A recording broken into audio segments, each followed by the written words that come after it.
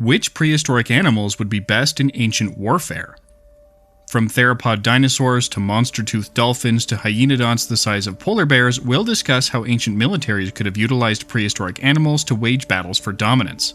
In the first section, we'll focus on realism, accounting for which animals could be best domesticated, care and feeding requirements, and practical roles that they could fill, including scouts and communication, light cavalry, shock troops, beasts of burden, and mascots. Then we'll take more of an epic fantasy approach to see how prehistoric animals could be used in battle when a little bit of magic allows for better domestication and communication. Let's get started.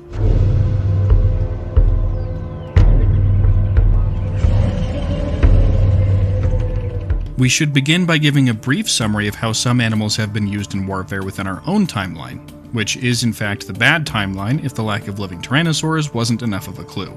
Some animals were directly recruited into combat and trained to take down armored enemies, like the Molossian hounds favored by the Romans. These hulking, strong-jawed dogs were used to break infantry lines, track down fugitives, and protect camps against nighttime raiders. Elephants are perhaps the most dramatic example of animals fighting directly in ancient wars. Given armor for their tusks and heads, and sometimes archer towers or howdahs on their backs, they were used heavily in various conflicts in India. We also saw them weaponized by Persia against Alexander the Great, and most well known by Hannibal Barca in his conflict against the Roman Republic. Their enormous size and strength made them living battering rams, as well as providing good vantage points for ranged weapons.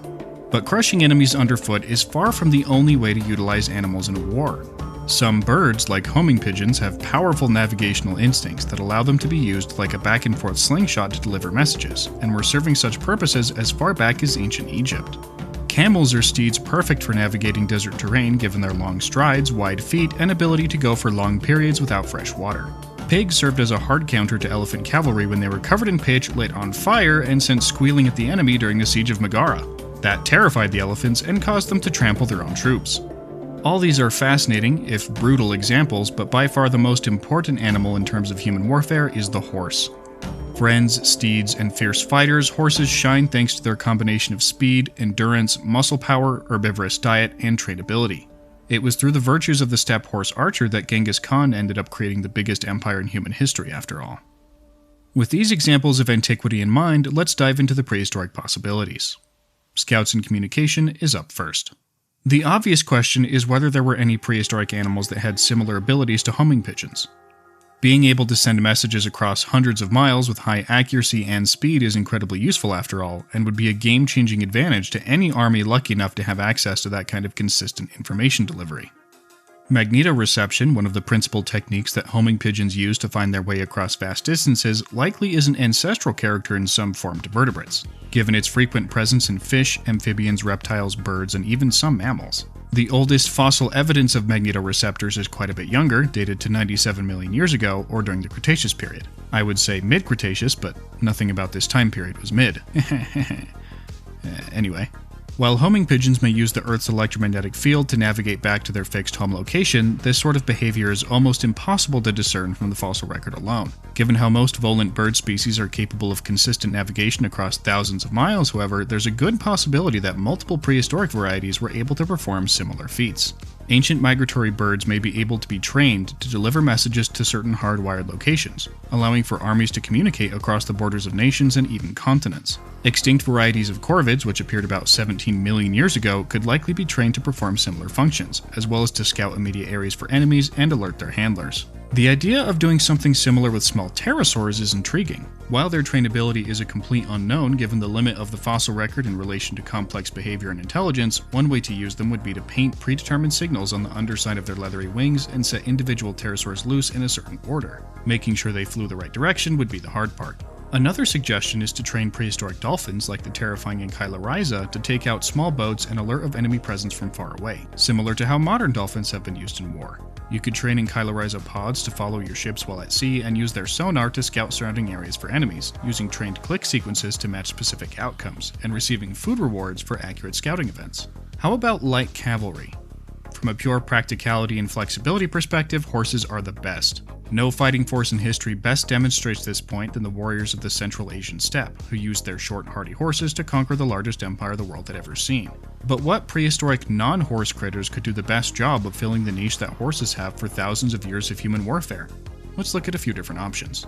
What about elephant birds? If modern ostriches are strong and fast enough to be ridden in even-pulled chariots, why not their much larger relatives?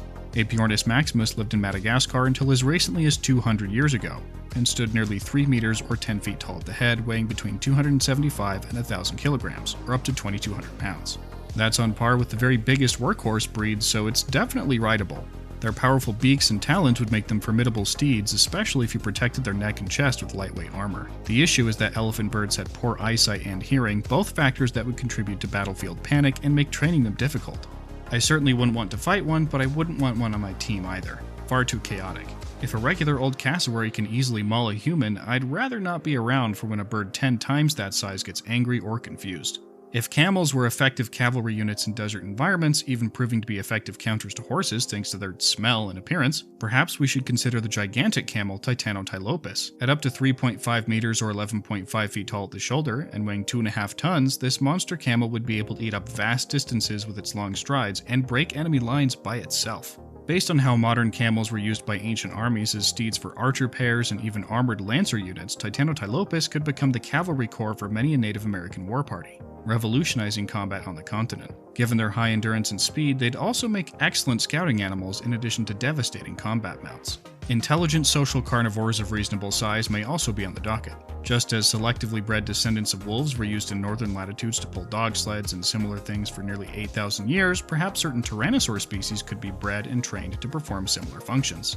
There is a significant body of evidence for mixed age groupings in small and medium tyrannosauroids like Eutyrannus, Albertosaurus, and Teratophonius, indicating the presence of enough social intelligence to potentially train. Diminutive tyrannosaur groups could pull sleds to move supplies and troops in icy areas, and would also make terrifying mounts in combat if properly trained. The rider would be most well served by spears and javelins, letting their steed do the close combat damage with their devastating jaws. Keeping such powerful creatures with your camp would also prevent nocturnal raids by bears and wolves, provided you kept your guards fed. In regions with a mixture of plants and desert, however, Udanoceratops may be the way to go. This giant leptoceratopsid was a distant relative of the more famous Triceratops and was the size of a large horse itself at about 3 meters or 10 feet long and 700 kilograms or 1,500 pounds.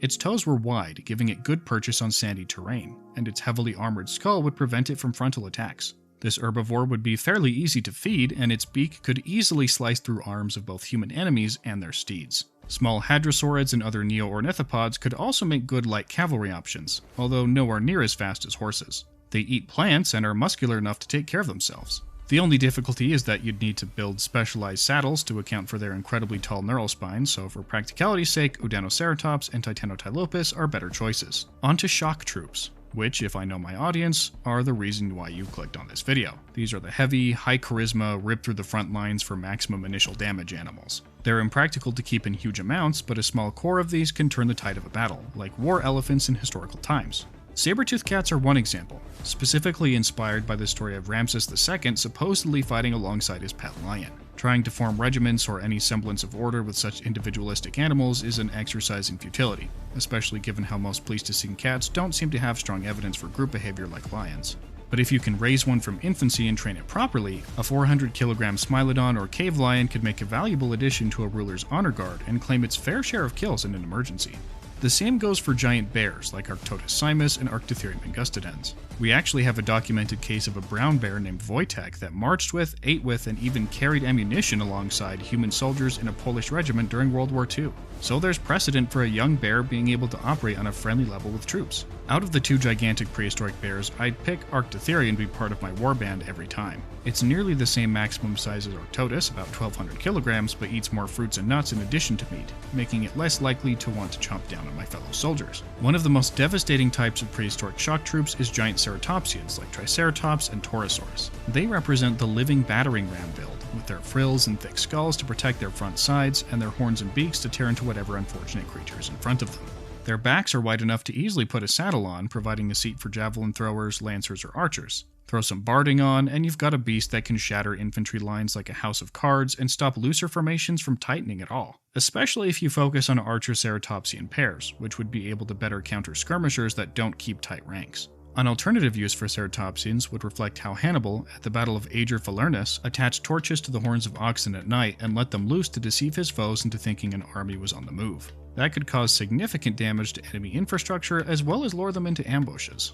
Big hadrosaurs like Shentungosaurus would also be significant threats through virtue of sheer size. This Chinese supergiant was up to 16 meters and at least 16 tons, although I will say that its tall, relatively narrow back makes it an inferior mount to ceratopsians. Setting an enraged giant hadrosaur loose in an enemy camp or even near an enemy could wreak havoc though, so I can't go without mentioning it. Dinotherium represents the giant extinct elephant relatives. Here is an example of one of the larger taxa in that group. While smaller than Shentungosaurus at 4 meters tall and 12 tons, it's more widely built, making it a better mount for howdahs that can include spear throwers and archers. Its tusks are poorly oriented for use as weapons, so its tall, powerful forelimbs will be its main offensive tools, combined with the ranged weapons of its riders. Now, this one is incredibly impractical, but the idea of it is so cool that I can't not mention it. Ototus Megalodon, weaponized. Now, since we're still in the somewhat realistic section of the video, I won't go too crazy. The core concept of using Megalodon in war would be somehow catapulting chum buckets onto enemy ships, like aiming your cat at the wall with a laser pointer.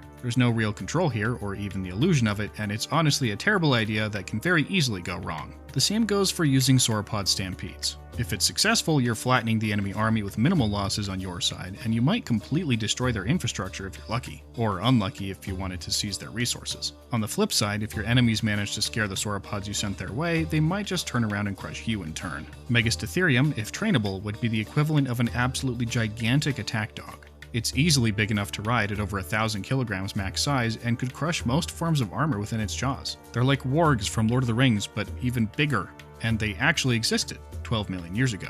Their social behavior is a mystery, but the idea of using a pack of these as some kind of flanking cavalry to rip apart enemy units from behind is flipping awesome. I'd vote for it. Beasts of burden is an incredibly important category that we can't afford to overlook. An army marches on its stomach after all. We need pack animals that can carry large amounts of supplies for long distances without a high risk of annihilating the troops they're supposed to support. Sauropods eat too much, take up too much space, and could accidentally crush half your camp. Hadrosaurs are better, and may be easier to train given their relatively high degree of brain complexity. They wouldn't be as disastrous to lose control of as equivalently sized ceratopsians, for example, many of which have keratinous lances attached to their faces. Ground sloths are another option with their wide torsos and high defensive capability, but they're so slow that they'd only interfere with an otherwise smooth military operation.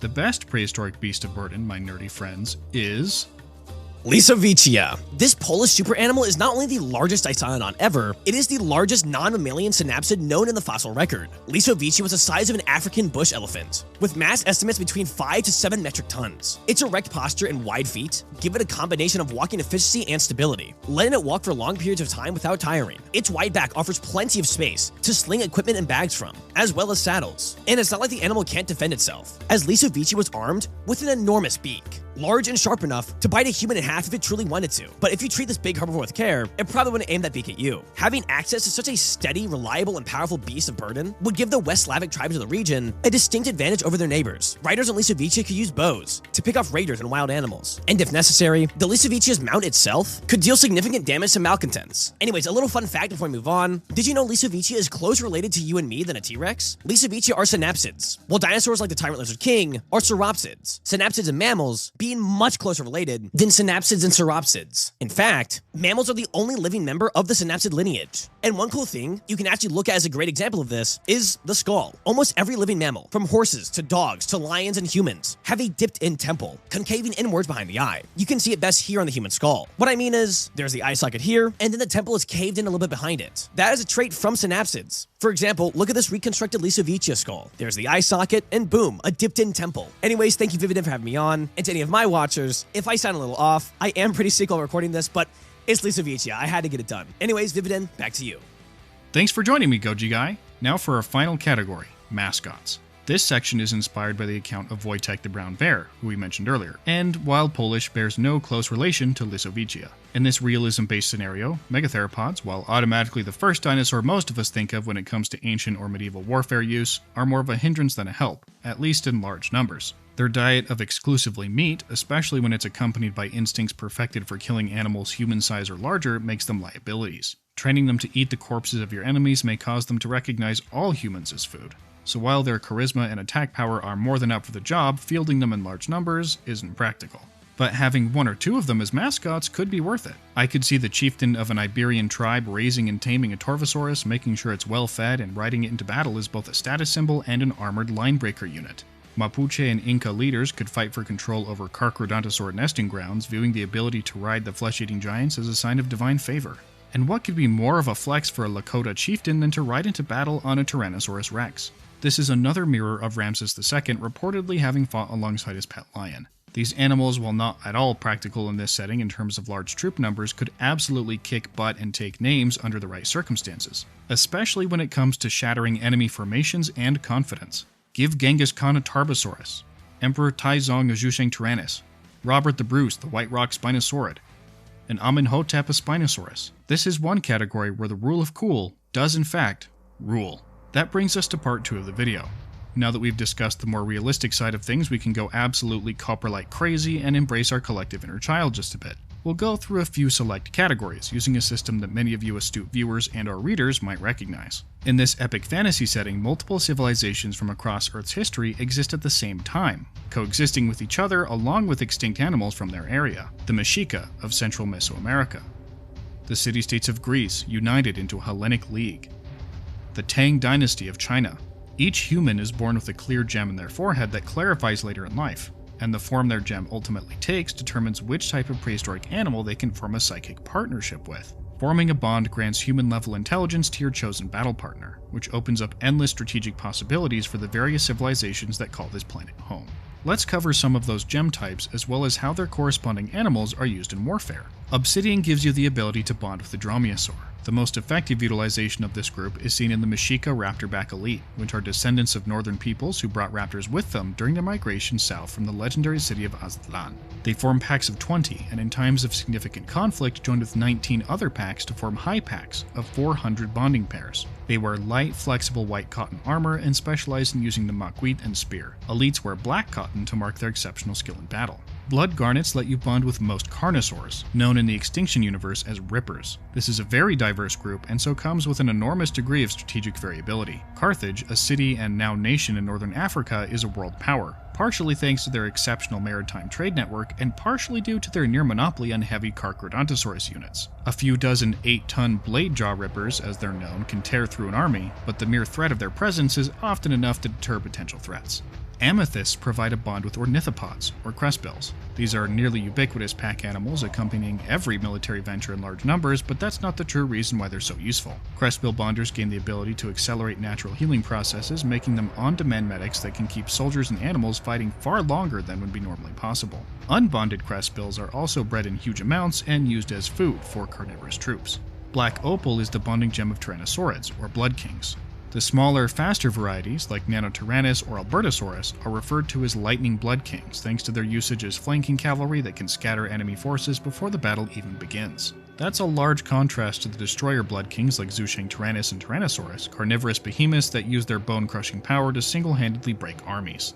Azurite corresponds to Thyreophorans, like Stegosaurians and Ankylosaurians. Their bonders are known as Death Watchers, given their gem-given ability to critically analyze an opponent and determine weaknesses in their fighting style. One hit is all they need to win a fight. Sauropods require gold to bond, and not in the form of coins, as funny as that would be. Known as Titans, sauropods are very rarely bonded thanks to both the infrequency of the gem manifesting, as well as the extreme costs of care. Alliances with sauropod bonders are coveted, however, thanks to their eidetic or photographic memory. They will often serve as notaries for truces or trade agreements. Emerald allows you to bond with the Ceratopsian, and has one of the most important abilities for cultural functions. Ceratopsian, or shield horn bonders, are known as shamans thanks to their ability to look into the spiritual realm, looking through memories of others and even interpreting the will of the gods on occasion. Shamans are consulted by tacticians before battles to see how best to gain the favor of their pantheons, and when on the field make impressive warriors. Bonding pairs use javelins, spears, bows, and slings to become a danger at close and long range. Riding living battering rams doesn't hurt either. Another gem crucial to the function of civilizations is Topaz, which lets you bond with pterosaurs. This gem grants 2 abilities. 1, you can understand and speak the language of any other bonder. 2, you can engage in sense throwing. which means you can look through the eyes of your pterosaur in flight. Toothed pterosaurs are called fangwings, and beaked pterosaurs are known as regalwings. They fill the important roles of scouts and diplomats in nearly every world power. There are more categories, but the last we'll cover today is rutile. This multifaceted manifestation of titanium dioxide lets you bond with invertebrates, and those with the ability can bond huge swarms at a time. They're called plague bonders, and are often employed as assassins. Sending a venomous centipede or spider after political target or enemy general is much easier than breaking through security yourself. While rare, the men and women who become plague bonders are highly sought after for their deadly skills. I'm sure you guessed it by now, but this section is based on my book series Extinction, the first book of which is available now in both hardcover and ebook formats. Obsidian Dawn follows the story of a Mexica raptorback, Gamashli, who is forced to defend his homeland against an invasion from the superpower of Carthage. I'm also working on the second book, Obsidian Empire, which I'm hoping to release before the end of 2026. Thanks for watching, and I hope you enjoyed this mildly awesome bro take on prehistoric animals and ancient warfare. I cover a lot of paleontology and speculative paleo topics on the channel, and this is one of my favorites to revisit. Thank you for your support, and please let me know in the comments what you'd like me to cover next. I'm the Vividen, and I'll see you the next time dinosaurs and epic fantasy have a crossover.